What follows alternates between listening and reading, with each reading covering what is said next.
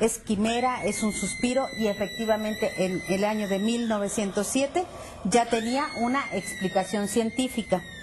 Él fue el primero y después de muchos años, prácticamente el último, hasta 1962, pero ese sería otro tema. Sin embargo, para terminar con el peso del alma, diríamos que este doctor murió sin pena ni gloria en el año de 1920.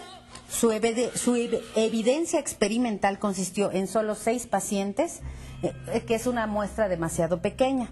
Nunca precisó a qué se refería con muerte, porque podía ser cerebral, celular o muerte legal, o si los famosos 21 gramos no se relacionaban en verdad con el sudor o con un cese de la respiración, con la coagulación de la sangre o con ese último aliento que muchas personas han experimentado cuando sus seres queridos se van, o inclusive que la cama balanza anduviera mal, ¿no?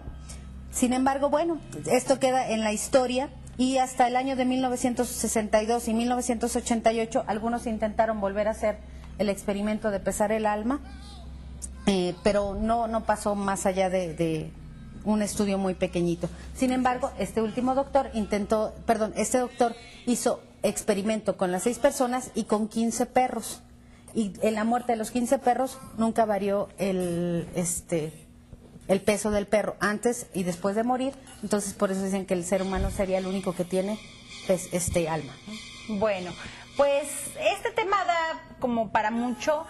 Vamos a ir a un corte y en conclusión, yo sabía que lo habían, hasta la fecha se han hecho experimentos respecto a este dato importante, y obviamente cuando tienen a pacientes en estado terminal, en estado de coma, los pesan, y cuando al final hacen ya un estudio, cuando ya fallecieron, y efectivamente la mayoría pierde ese peso. Obviamente la ciencia dice que es aire, que es el oxígeno que soltamos cuando dejamos de respirar, y bueno, la otra parte decimos que es el alma, la cual yo digo que sí tiene un peso y muy importante, sobre todo en nuestra vida. Nosotros regresamos, vamos a un corte, síganos llamando, no se vayan.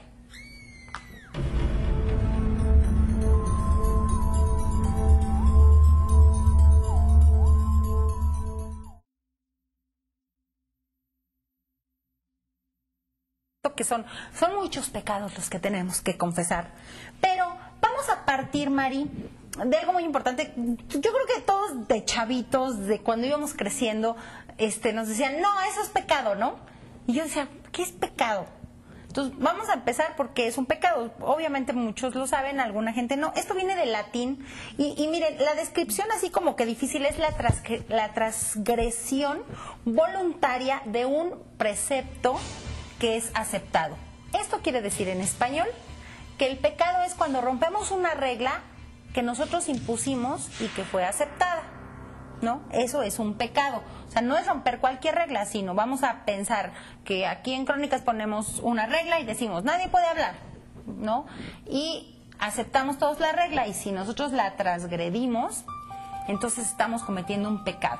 Obviamente, estos pecados son clasificados de los vicios, por supuesto, que nos dan las primeras enseñanzas en el cristianismo y en la Iglesia Católica, ¿no?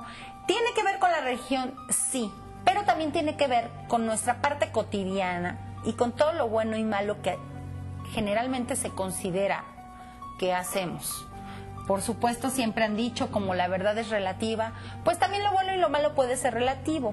Para mí lo malo siempre parte a partir de que parte desde que empezamos lastimando a alguien y principalmente a nosotros mismos.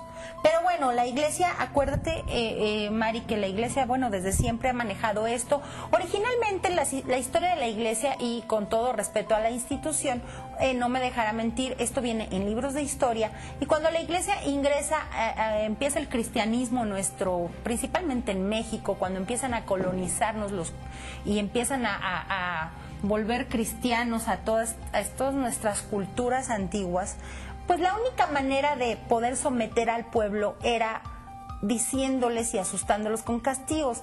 Por supuesto que ahora la Iglesia se ha basado en muchas cosas que también tengo que admitir que son muy ciertas y muy, muy delicadas para decir que pueden ser pecados y que pueden ser cosas buenas y que pueden ser cosas malas.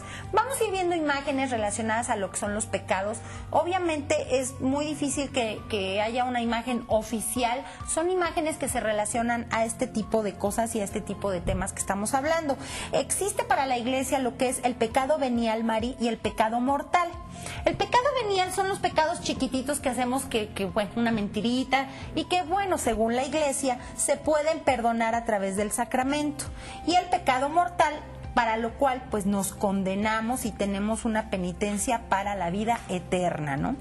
Esto de los 7 pecados, Mari, empieza a partir del siglo XIV y la popularidad de los 7 pecados capitales, que bueno, esto era así como que un tema muy importante entre los artistas europeos y empieza a ser parte de la cultura y de la conciencia cristiana a través del mundo, lo que les venía yo diciendo. Fíjate que lo que me pareció más interesante de estos pecados, Mari, resulta que hay un demonio relacionado con cada uno de estos pecados capitales antiguos. ¿Por qué?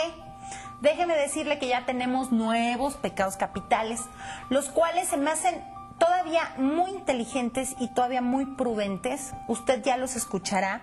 Y le vamos a decir primero, mira, María, estos son los demonios. Espero que vayamos al ritmo. Y básicamente están basándose en fuentes anteriores que asocian un pecado con un demonio. La lujuria, Mari. La lujuria es Asmodeo. En el libro de Tobit, Asmodeus se enamora de Sara, hija de Raquel, y cada vez que aquella contrae matrimonio mata al marido durante la noche de bodas. Así llega a matar a 7 hombres, impidiendo que consumen el matrimonio. Más tarde Sara se promete a un joven llamado Tobías, hijo de Tobit. Este recibe la ayuda del arcángel Rafael, el cual lo enseña cómo liberarse del demonio. De este modo, Tobías toma un pez y le arranca el corazón y el hígado colocándolo sobre brasas. Asmodeus no puede soportar los vapores así desprendidos y huye a Egipto, en donde Rafael lo encadena.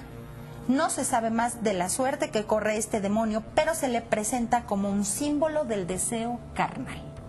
Entonces, cuando ustedes escuchan hablar de Asmodeo, está relacionado con la lujuria, ¿no? Y bueno, y fíjate que en la mayoría de estos demonios, Mari, también me llamó mucho la atención, está relacionado un arcángel. Entonces siempre esa lucha entre el bien y el mal. No vas a creer quién es este. Este demonio es Belcebú, al que tanto, de verdad, tanta gente, y sobre todo en la santería, veneran, ¿no? Belcebú, fíjate, tiene que ver con la gula. Está relacionado con la gula y bueno, se cree que derivaría etimológicamente de Balzbuf, que significa el señor de las moscas. Por otro lado, el nombre de Belzebub era usado por los hebreos como una forma de burla hacia los adoradores de Baal, debido a que en sus templos la carne de los sacrificios se dejaba pudrir, por lo que estos lugares se infestaban de moscas. Belcebú en sus formas alegórgicas toma a veces apariencia colosal, de rostro hinchado, coronado con una cinta de fuego, cornudo, negro y amenazante con alas de murciélago. Pero, fíjate, Mari, nosotros que siempre oímos esa palabra de Belcebú, bueno, pues es una mosca y es el demonio relacionado con la gula. La avaricia. Espero que sí sea ese el de avaricia porque no lo relaciono, pero según yo la avaricia, perdón por la palabra, pero tiene un significado. La palabra es mamón con doble M. Es una palabra de origen arameo, así es que 1000 perdones por el significado que le tomamos nosotros los mexicanos, pero fíjense qué importante, significa riqueza.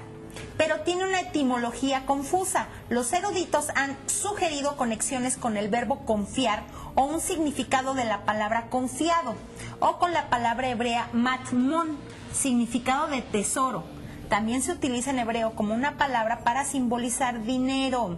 La palabra griega para mamón es mamonas, y puede verse en el Sermón de la Montaña durante el discurso sobre la ostentación y en la parábola del administrador injusto.